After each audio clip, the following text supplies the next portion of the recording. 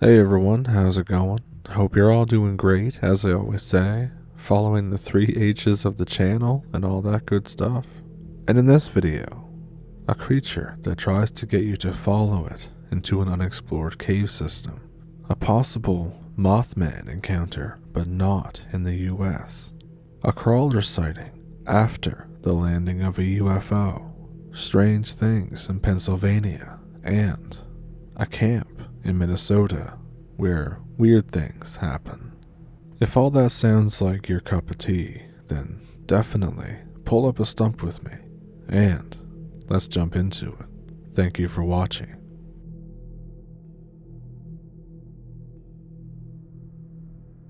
One of my most vivid experiences as a child is the time when I saw this really short, green reptilian, fairy folk, whatever the hell it was looking thing, outside of our old house, near the entrance of the forest. It was daylight. It waved toward me. I started to go toward it, but then I realized its eyes were pitch black. Then I closed my eyes and I ran away, back to the house. When I got inside the house and looked out the window, it was gone. But something told me it was still there. So I ran to get a higher vantage point. I ran upstairs to a balcony type thing. I could see that it was hiding behind a tree, and it was peeking forward whenever children would walk by. Now, it gets scary because one day, one of our neighbors' kids went missing. He had everything still there. All the parents in the neighborhood told us kids to come back before the sun sets and to not venture deep into those woods, and to make sure that we can always see the lights of our little town. Nobody spoke of it too much, and I'm glad that I didn't run over to it like a kid would to say hi. And we also have an unexplored cave system, which is in walking distance from this forest, and this is in Hungary, by the way.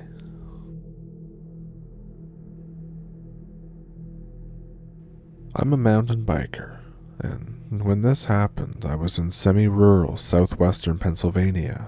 I was going along this trail that's a little bit close to a hiking trail, but not really. And I come around this corner, and I go down a hill. I'm not wearing my glasses, so I'm going slow, as it's obviously hard to see. And then I see a weird shape on the trail. I only realize what I'm looking at when I'm basically right next to it. It's half a deer. I jump backwards and go, what the hell? It's a fully grown buck. I see the other half about 10 feet away. Nothing has been eaten from it. There's no flies either. The tear is rough, but almost perfectly vertical. Even the organs and bones are torn through that same line. It wasn't a car, because again, this is a mountain biking trail, and it's very narrow.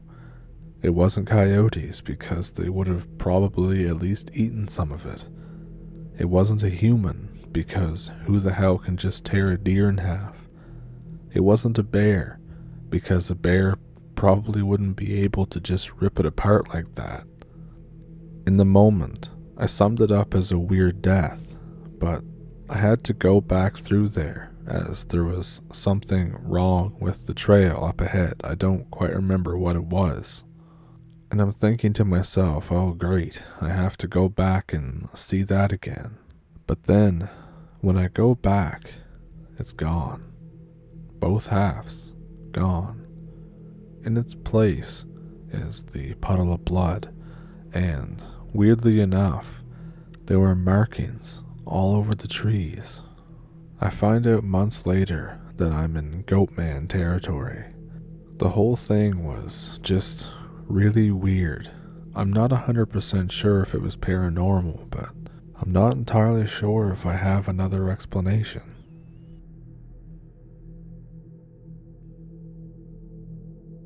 When I was 16 years old, I was living in this small, crappy town. I often met up with 5 to 8 friends, and we would go into a graveyard and just walk the trails around it. I don't remember exactly why. We probably thought that we were cool and edgy at the time. We would always climb on the big tombstones or on top of the mausoleums or something like that.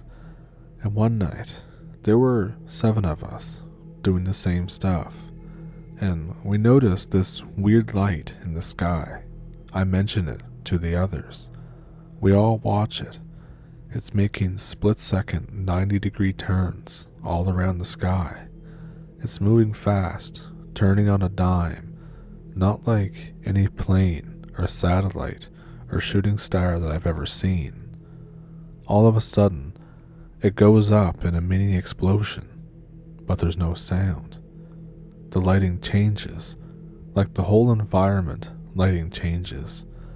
You know how sometimes at dusk, it's a little blue as the sun goes down? Well, the lighting went from about 3 shades different at the snap of a finger. We all look at each other, and we sense that something bad is about to happen. We go to run away. There's this long dirt road through the woods that goes back into town from the graveyard. Me and this girl are at the back of a group.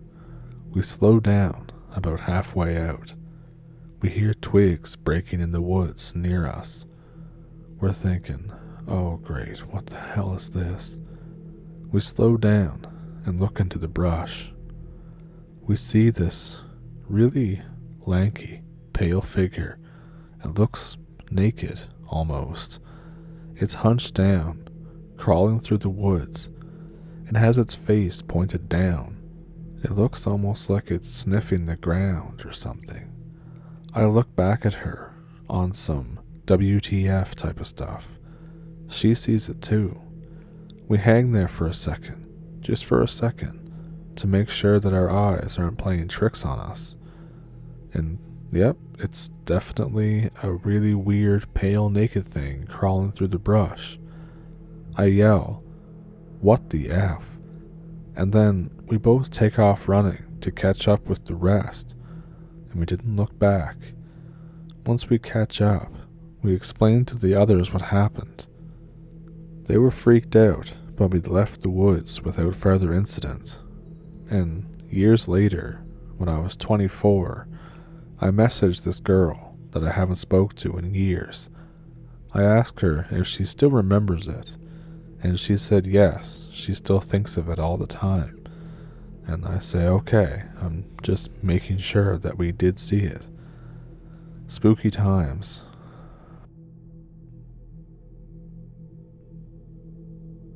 This happened back in the late 90s. I had a friend over. We were playing Pokemon and the N64 and all kinds of stuff like that, all day long. He stays over. The couch folds out into a bed, so he sleeps there. I sleep in a chair that's a few feet from him. My parents tell us that it's time for lights out. A few minutes in, my friend says, "Hey, let's make a bet." We bet that whoever falls asleep first has to give up their starter Pokemon. I had a Blastoise. He had a Charizard. It's about 1 a.m. I hear my friend asleep. I'm thinking, oh yeah, I'm getting a Charizard. I wake up my friend, and he admits defeat. Both of us start going to sleep. Then we hear something, scratching, on the side of the house nearest to us. We get up to investigate. Halfway to the window, we hear this ungodly moaning and sort of a low hissing underneath of it. I get a flashlight from the kitchen and try to shine it on whatever the hell is outside. My friend is back on the couch under the blankets, scared. The flashlight finds its way to this black mass. It looks sort of like an animal, but not really. The thing turns away from the house and sprints right through a barbed wire fence for our horse pasture. It screeches the whole time. My dad gets up, wondering what the commotion is. I start trying to say everything at once. He tells me to calm down, and I get out the basic details. He tells us to go back to sleep, that they'll deal with it in the morning. The next morning, there's huge claw marks from the thing, about 5 feet off the ground. The horses refuse to leave the barn. All the animals are very quiet, very skittish. There's a blood trail from where the thing went straight through the barbed wire fence leading into the woods. A day or two later, my dad and some of his hillbilly friends followed the trail with their hunting rifles. They're gone pretty much the entire day. When he got back, he didn't want to talk about it, and to this day refuses to talk about it, avoids the question when I ask what he saw. I didn't see what it looked like too much because it turned its head away from the window when it ran, but it was black, and it was about the size of a deer, if a deer was like kinda half standing up or something. It could definitely move though. It went through that fence pretty easily. Now, the impression I got is that they did find it, and they got rid of it, but I don't know why he doesn't want to talk about what it was.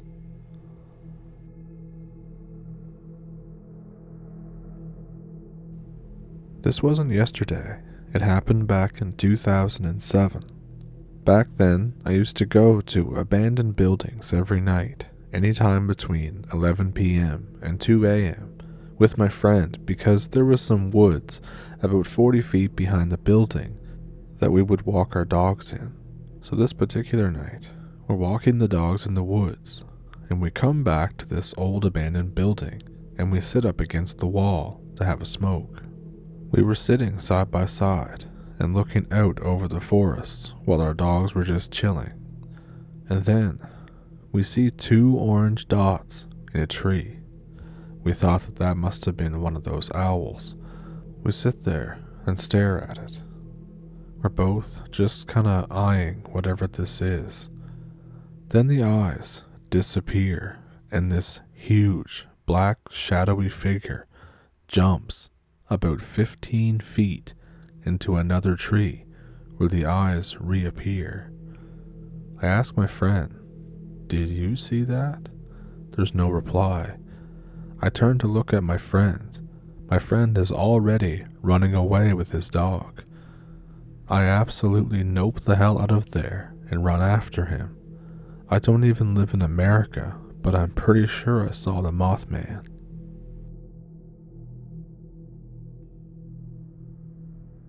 While this may not be incredibly scary to other people, it was still a very weird experience for me. This is while I was working as a camp counselor in Minnesota. So I was 17 at the time, and like I said, I was working at a summer camp in Minnesota. The place is about 4 hours north of the Twin Cities. It's in the North Woods, lots of lakes, and not a ton of people. And this is my second year as a counselor as well. It's a sleepaway camp, so you get like a cabin of 8 to 10 kids for a week, with one other counselor helping you. The camp is about 15 minutes down a dirt road from the nearest town. It's my 3rd week into my 7-week shift, and things are going pretty well. There's only been a few crappy kids that I've had to deal with, but nothing special. The co-counselors have been fine too, since everyone is a pretty close-knit group. It's a YMCA camp, by the way. At the start of the 3rd week, I get my new co-counselor for the week. It's a French dude. His name is Pascal. There's like 15 to 20 French people that work at this camp because of some kind of exchange program to get them experience in an English area. Most of them are quite normal, just don't speak very good English. And Pascal is chill, but like I said, his English is very, very iffy. We start our week with no issues, but campers are ages 10 to 12, which is basically the worst to deal with. There's dick jokes, random cursing, preteen rebellion, especially body odor, etc. But surprisingly, it wasn't that bad. They liked us, so everything is fine from Sunday, when they arrived, until Wednesday. On Wednesday, we do our overnight. Basically, our cabin packs tents and food and goes camping for one night at a campsite of our choosing. That's usually about 1 to 4 miles from the main camp. I've done it many times, so it's not really an issue, especially with an older age group. The counselors choose the campsite, so I picked this one named Lone Pine. I've never been to it. It's about 3.7 miles of a hike from the main camp. I run it by Pascal. Him and the campers don't really care. They're excited to go out and fish and make fires and all that good stuff. So we head out right after lunch. As counselors, we have to wear these big-ass bags called Duluth packs that have our tents and food. The hike there takes a while, to be honest, but it's really pretty and the weather is super nice. We get to the site, which is on a small lake. There's so many in this area of Minnesota that if there's no houses on it, it's probably a lake that doesn't have a name. It's an average-sized site, but super dense trees all around it, like at least twice as dense as most of the forest in this area. And since I'm a dumbass, I think this means more firewood instead of being a little suspect. So we set up our tents, make a fire, and it's a pretty average night so far. We catch fish, cook dinner, tell our ghost stories, and swim in the lake. You know, all that stuff you do at a summer camp. Now, at about 2 a.m., we wake up to a distant tornado siren. It sounds like your stereotypical air raid noise. If you grew up on the plains, you know how eerie this is. I've lived in southern Minnesota. Tornadoes were pretty common in the summer there. Not so much up in the north woods though. In my 8 years of going to camp, I've only heard of a tornado warning once, let alone a full alarm. I also didn't think that we were close enough to the town to be able to hear it. Also, I didn't even know the town had one. Either way, Pascal is freaked out because there's no tornadoes in Paris. Some of the kids understand, some don't. We all get our stuff and leave the tents because I don't want to be out here wasting time if this tornado shows up. It's also dark, like way too dark. Everyone grabs clothes and a flashlight. We get single file and follow the trail out of the site. It's super ominous, no animal noises whatsoever, and these distant sirens and whipping wind being the only things that we can hear. And as we're kind of hustling along, one kid, unfortunately, trips and falls and hurts his knee. I think he just skinned it, but we realized that we forgot to pack the first aid pack. I want to keep going, but the kid turned on whiny mode. Pascal says that he can run back to get it since we're only 5 minutes out. 15 minutes pass. Pascal comes running back with the first aid kit, white as a ghost, and looks terrified. It still freaks me out to this day. The dude looks like he just saw something terrible and tosses me the pack and starts speed walking out of there. The kid barely has time to bandage his knee. I'm weirded out. The wind sounds odd now. I can't really explain it. It's not the same noise as before. Like, you know, when an old tree sways in the wind, that groan sound that comes from it, but it's all around us. There's no moon and no stars, just this groan and that siren. I can't believe I didn't notice anything off in the moment. As we keep walking, I get out the walkie-talkie and I radio in that our group is coming back to camp. There's silence for a minute. The wind gets creepier, and some kids start talking amongst each other, and they all say that they can hear something in the woods, something that sounds like footsteps of a lot of people. A couple others think that they're joking and tell them to screw off. I'm still trying to radio in, and Pascal is 15 feet in front of the group, still not talking and still basically running. It's starting to feel like things are hitting the fan. Eventually, my camp director responds. He says, "Yeah, what's going on?" I said, "Just get a van to me at the entrance to Lone Pine site, ASAP." The camp has a van in case things like this happen. I'm starting to panic.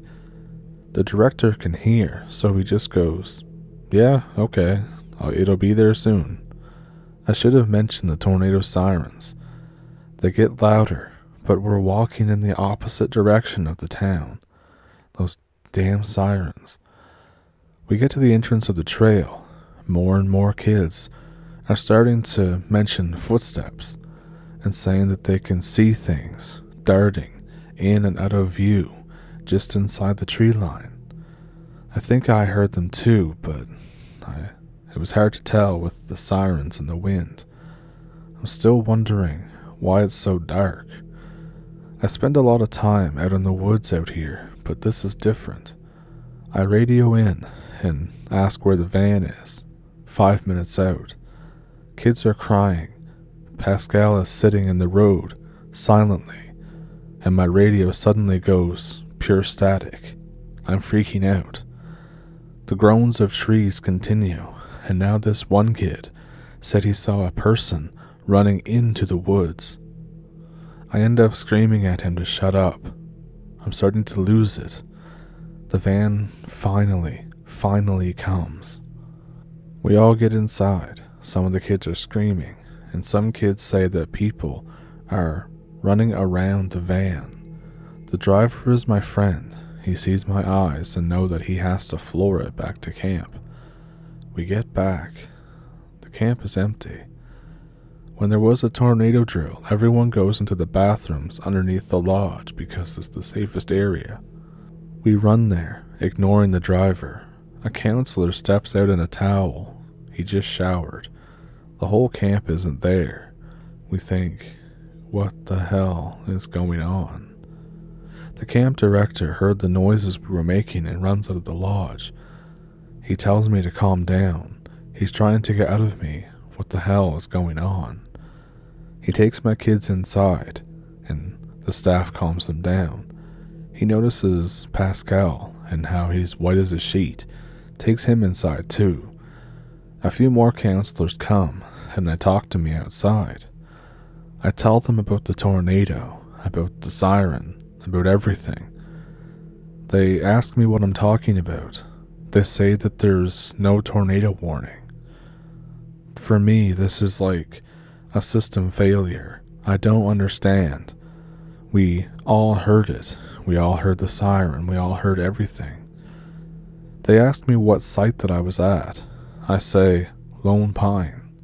One counselor whistles, like that damn you effed up whistle. The camp director frowns at me. He tells me that nobody is supposed to go out there without approval. They closed it down for maintenance over the summer and didn't really say why. And I say, well, nobody told me that. Don't you think that's something that you should tell all the counselors?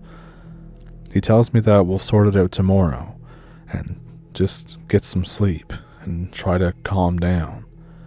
We all sleep in the lodge because we're still terrified. The next morning, some parents come to pick their kids up. I think to myself, wow, lucky bastards, they get to leave and I'm still here. Pascal isn't okay though. He still won't talk, and when he does, it's only a few rapid French words, all in succession, and he just repeats them to other people who can speak French. They all seem spooked at whatever he's telling them. Pascal goes home. He basically gets an early flight and leaves the country that day. Apparently on the way to the airport, he was just saying, "I just need to get home. I just need to get home," but in French. And the other guys still won't tell me what he said he saw. They just thank me for being his friend. I am so confused. It just adds to my anxiety. Anyways, the camp director drives me out to the site that day to pick up the tents. I tell her what happened. She nods. She believes me, but doesn't elaborate on anything I ask her. She just said, "We stay out of this area now. I'm sorry I didn't tell you." We get out to the site. Our fire pit is still there, just cold now. But all the tents are beyond shredded. It looks like they lost a fight to a wolverine. The director isn't super surprised, at least by her look. She tells me that she'll help clean them up. She goes to the fire pit and dumps some random stuff in there and mutters a few words. I start to say something, but she hushes and finishes her little monologue. It's something I don't understand. It sounds kind of like Latin, but kind of like the local Native American tribe too. I don't really know. We walk out there in silence. We hear the footsteps again toward the site, but in the opposite direction from us. I start to panic again. The director tells me to relax, just to get in the van. Basically, she tells me just don't screw with this place. It's different, and won't give me any more info than that. But since she didn't tell me, she did double my pay for the week, so that made it a little easier to swallow. The rest of the summer went completely normal and uneventful, just normal camp stuff. I didn't go anywhere near Lone Pine site ever again after that.